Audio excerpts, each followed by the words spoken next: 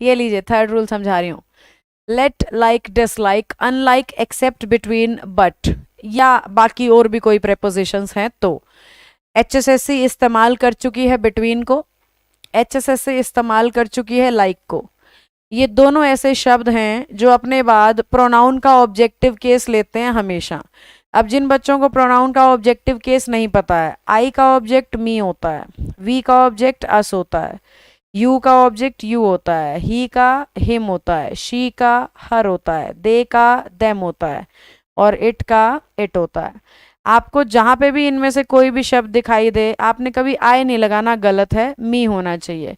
आपने कभी दे नहीं लगाना, गलत है, देम होना चाहिए। तो ये रूल सिर्फ इतना सा कह रहा है कि अगर इसमें से कोई भी शब्द आपको इंग्लिश की लाइन में दिख जाए तो कभी भी आप इसके बाद, कभी भी का मतलब कभी भी आप इनके बाद सब्जेक्ट पोजीशन कुछ नहीं लगा सकते हो। आपको सिर्फ और सिर्फ ऑब्जेक्टिव केस प्रोनाउन का यूज करना होता है। जिन बच्चों को ऑब्जेक्टिव केस नहीं पता है उनके लिए मैंने बता दिया, ये सारों में से कोई भी वर्ड होगा तो सही है, इसके अलावा कुछ भी लिखते हो तो गलत है। कैसे, देखो, उसने लिखा लेट के साथ ही, गलत है। क्या होना चाहिए बेटा, हिम होना चाहिए, क्योंकि मैंने अभी कहा ही तो सब्जेक्ट होता है और हिम इसका ऑब्जेक्ट होता है, तो सही होना चाहिए हिम।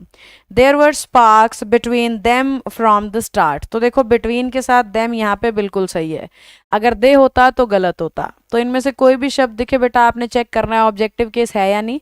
अगर ऑब्जेक्टिव केस है तो सही है और ऑब्जेक्टिव केस नहीं है ना तो वो एरर है।